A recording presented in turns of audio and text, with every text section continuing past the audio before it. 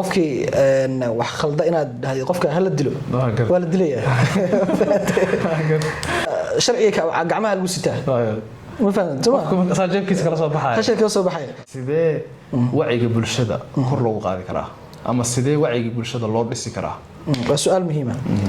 wacyiga bulshada meel badan baa laga dhisi karaa saashigna wacyigu waa iska relative waana wax mar walba ay xiriir kala dhaxeeyo joogto ah oo isa saameyn ah waxyaabo fara badan oo mataqaana oo bulshada ku dhex jira waxyaabaha muhiimka waxa kamid ah waxa weeye media maana iclaamka warbaahinta qayb weyn bay ka qaadataa in dadka wacyigooda uu hoos aado iyo inuu kor aado laana iclaamku waa dadka waxay arkayeen iyo waxay maqlayeen waay anaga iclaamkeena macal asaf burburkii baa saameeyey iclaam hadda fariin risaale xambaarsan oo dadka iclaam shaqadiisu maxay tahay waa inuu war sheego waa inuu aqoon dadka ma war ama aqoon ama entertainment iyo madadaalo anaga iclaamkeenu wax uu qabto intaas ma garanaysid marka bulsho iclaamkeedu saas yahay waxa dareemaysaa inay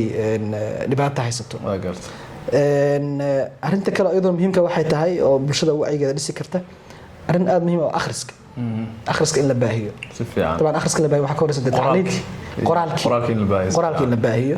anaga dadkeena badankood luqada ma yaqaanaan Soomaali in yara luqadaha taqaan wax barata dadka badankood waa in af Soomaali waa in qoraal fara badan uu ku soo qoraal fara badan ku soo dabcan tayale wax badan la turjumaa ama la turjumaa wax badan la turjumaa wax badan la qoraa qoraalku markuu wuxuu keenayaa dadku inay maskaxdooda furanto in maskaxdoodu xiroodo inay khiyaal yeeshaan inay taariikhda la socdaan inay mustaqbalka arki karaan in nolosha ku hareeraysan iyo adduunyada kale ay ka warqabaan aad iyo aad in afkaaraha waaweyn oo adduunyada haga maaragtay ay fahmaan aad iyo aad waa garta marka warbaahin qoraal arinta kale waxa weeye iyadoo muhiimka ah waa arinta la xiriirta fanka sax iyo suugaanta madadaalada sax fankuna ayaduna aad muhiim u yahay noocyadiisa kala duwan dabcan fankeenuna de wuxuu la burburay awalna dawladii militariga ahayd waxay u adeegsatay ajandaheeda ayada u gaarka ah fan wuxuu ahaa fan markay hanuunin dhahaysay iyada rabtay ayadu rabtay ayuu waday bay waday oo madax aabasiya dadka uu aabo oo laga gaday burburku markuu yimidna de fanku iska burburay haddana waxa ku sii ciyaaray wad moodaa social media iyo internet marka fanka si aan u soo ururino waxyaabaha aan madaxa ka tiri karno fanka waxa kamid ah maaragtay heesaha si fiican waxa kamid ah filimada waxa kamid ah riwaayadaha waxa kamid ah sheeko-faneeda ama sheekooyinka dhaadheerka kamid ah sawirada gacanta dabcan kamid ah oo ama dhagax laga qoro ama loox laga qoro ama waxyaabo kale laga qoro iyo wixii soo hoosgalaya dhan oo fan ah aad iyo aad taasna marka dabcan waxa dareemaysaa in iyada lafteedu waa muhiim u yahay in fahamka bulshadu iyo inay fahmaan noloshooda iyo caqabadaha iyo mataqaana waxa ku wareegsan waxaan fanku wuxuu sawiraa nolosha bulshada aayaheeda duruufaha nololeed ku hareeraysan aad yahay taasna waa muhiim waaye arinta kale waxay tahay waa xorriyad inay jirto حرية نوعية كلا دوان إني جرت وعي كل كلام ميلان حرية كتيرين وعي كم كل حرية محاوية وأنا بوجا وأنا قري كرتيد وأنا بوجا على آخرنا يو بوجا سنسترشيب لوسنيني لجوبينها لا أروني وأنا هل كرتيد عبري كرتيد واحد ديدنت هاي يوحربتي وأنا dadku ayagoo hadda watanka dadku inay organizer yihiin dadku inay isu imaan karaan ayagoo mataqaana raba inay cabiraan mataqaana rabitaankooda marka xorriyaduna muhiim waay ana waxaan aaminsanahay anaguna xorriyadda ilaa haddana ma soo marin gumaysan ka soo baxnay dictatorship baa galnay dagaal sokayaan wali ku jirnaa marka waxaan rabaa su'aal muhiim inaan ku weydiiyo xorriyadda gaar ahaan wax qorista iyo wax akhrinta iyo fanka hadda mujtamaceena maxaa caqabad ku xirata xorriyadda intee caqabad kaga yimaadaan xorriyadda waxa caqabad ku ah horta dawlad ma haysanaba macna dawlad in la haysto waa asaaskii waaye nolosha kaas ka bilaabanaysaa inagu marka dawladii baan haysaninba صح oo nidaamkii baan jirin marka dawladda hadda ma jirtaa leedahay xoog leh oo xorriyadda shakhsiga ah caqabad ku noqoto hadda inaga dawlad xorriyadda caqabad ku noqoto ma jirto laakiin waxa jirta fawdo iyo mataqaana iyo kala dambeyn la'aan صح laga yaabo inay xorriyadda ay caburiso ama inay xorriyadda ka saarto xadka waa gartay laana waxa loo baahan yahay sharci xorriyad mudlaqa ma jirto صح waxa la rabaa sharci ilaalinaya bulshadan qiyamkooda iyo akhlaaqdooda oo mataqaana isla markaasna aan dadka caburinayn waa gartay marka hadii meeshu fawdo iska tahay waa qofku wuxuu raba ha sameeyo qofkii wax sameeyo hal iska dilo waa gartay ma fahanto ma marka hadii meeshu jirin qaanuunkaas adigoo shaakira qofkii wax khalda inaad dhahay qofka hal dilo waa la dilayaa hadii intuu mid waxa dhoon sheekh dhoon ninkaas waa gaaloobe waa dhagax baa lagu dilayaa waa caadi waqti marka sharciga gacmaha lagu sitaa ma fahanto ma saajibkiisa kala soo baxay qashka kala soo baxay marka soo fiirisid waxa dareemaysaa wacyiga ma jiro صح wacyiga waxyaabihii keeninaha caqabado badan oo hortaagan baa jira wacyiga uu ku filan lahay in isnabad geliyo la kala nabad galo isnabad geliyo marka waxa leeyahay waa ila meereyso xoga muddo socon doonta laakiin laga bixi doono haddaan qodobka xorriyadda xagga uga tago waxa idor muhiim ah dadka elite dadka aqoonta leh علماء الدين garwadeenka علماء الدين saxafiinta fanaaniinta aqoon-yahanada dadka dadka bulshada labeenta bulshada dadkaas saameyn bay ku yeelan karaan sida hadda aad barnaamijkan kula sameynaysid inay ka qayb qaataan wacyiga in la baahiyo qof kastana waxa muhiim ah inuu soo bulshadan wax ugu darsan lahaa soo shaqooyinkiisa kala wato inuusan ka shaqaysan laakiin asoo shaqo kala wato inuu bulshadana uu wax ku soo kordhiyo inay muhiim tahay taas ayaduna waa qodob kale muhiim ah arinta kale muhiimka waxay tahay arinta dadkeenu aad waxa loo ilaaliyaa tirada quantity-ga صح quality-ga waa la ilaawaa aabuhu hadduu ilmo dhalay ilmaha tiradu ka fiirnaya tayo lagama fiirnayo haddii mataqaana dowlad goboleed hadda waxa laga fiiriyo tirada tayo lagama fiirinayo wasiirada waxa laga fiirinayo tirada baarlamaanka arday marka arinta laftirkeedu in bulshada dhanka u jeesato oo fiir loo yeesho quality laga fikiro ilmaha quality laga fikiro waxbarashada quality laga fikiro waana arin fudud hadda meesha 10 school laga sameynayo economies of scale bay noqonaysaa hal school hadii kulli isugu geeyo tayo leh wax weyn ma waa la sameyn karaa isbitaal meesha nin walba isbitaal ka furayo hal isbitaal quality lafta waa la agdhigi karaa waa la sameyn karaa afaan Soomaa marka waa arin u baahan wacyigaas in la abuuro waa arin hadda wacyiga saameyn ku yeelanaysa markii quality-ga la hagaajiyo dadka wacyigooda kor buu iska soo kacaya aan soo koobno marka Cabdiweli qaybo kala duwan maaragtay ayaan hadda isla qaada dhignay bal aan ku soo gabagabayno wacyiga siyaasadda faalo kooban ma ka bixinaysaa wacyiga siyaasadda waa maxay wacyiga siyaasiga waa siyaasiga waxa kan lafkiisu wuxuu noqonayaa qof uu noqon karaa xisbi uu noqon karaa bulshada uu noqon karaa ugu dambeyn wuxuu ku soo biirshumaya waxa waaye ama qof ahaw ama bulsho ahaw sidee aad u fahansan tahay fahankaaga intii leeyahay xaaladda siyaasadeed ee jirta dalkaaga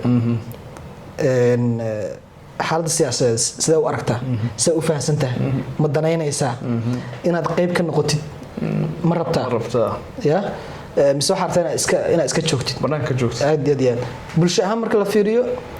wacyiga siyaasiga ee bulshada waxaa lagu qiimeyn karaa bulshadaasi inta ay siyaasadda danaynayaan صح dadkeenu hadda hal arrin oo hadda dadku bulshada hadda siyaasadda aad bay u danaynayaan si fiican bariyahan damagaaraan horta arrin ijaabiya ma ahan oo de shaqo kaan jirin oo shaqo laga dhigtay moogtahay laakiin markii si kale loo fiiriyo in dadku siyaasadda daneeyaan waa arrin wanaagsan laakiin waa goorma waa marka ay rabaan markay og yihiin in siyaasaddu ay saameyn ku leedahay mustaqbalkooda mustaqbalka carruurtooda wasiirada maanta jooga waxay goynayaan isbitaal caafimaadkaagii bay jaangoynayaan waxay saameyn ku leeyihiin waxbarashadaadii amnigaagii ilmaha dhali doontid wasiirka maanta jooga saameyn buu ku leeyahay go'aanka uu ka qaadanayo ha ahaato mid saameyn wanaagsan ha ahaato saameyn xun hadda dadka bulsho ahaan in wacyi siyaasi uu jiro oo aynaan siyaasadda u arkin meel laga fogaado ama wax meel dad gaar ah leeyihiin aad iyo aad oo aan u aragno meel ay tahay in dadku ay qayb ka qaataan oo mataqaanaa dabcan waxaa loo baahanayaa arrintan ka hadlayno dadku inay organizer yihiin siyaasadda ay saameynsa ugu yeeshaan pressure groups inay jiraan si fiican cid walbana danaheeda ay rabto inay ka xaqiijiso in qolo kastoo isku dana in maaragtay aragtida siyaasadda ay caddahay ay rabto inay ka xaji danteeda ka gaarto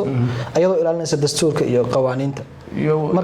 wanaagga guud bulshada marka wacyiga siyaasadda waxaan kusoo koobi karnaa waxaa waaye waa dadku sidee u arkaan siyaasadda haddana markaa fiiriso siyaasadda waxaa loo arkaa meel dad gaar ay ka shaqaystaan qofkii taga intuu ka shaqaysto uu calooshiisa ka dhargsado politics of the belly caloosha intuu ka dhargsado iska tago in qabaa'il bahasha loo kala leeyahay in qofka mas-uulka uusan u joogin inuu shaqeeyo ee u joogo inay tahay isagu nasiib u helay xataa qofka bannaanka ka jooga ee siyaasadda aan ku jirin inuu u dadaalo ama maanta oran u xiiqo in reerkiisii uu meesha ka soo muuqdo aad iyo aad ay uusan ku mashquulin war wasiirkaani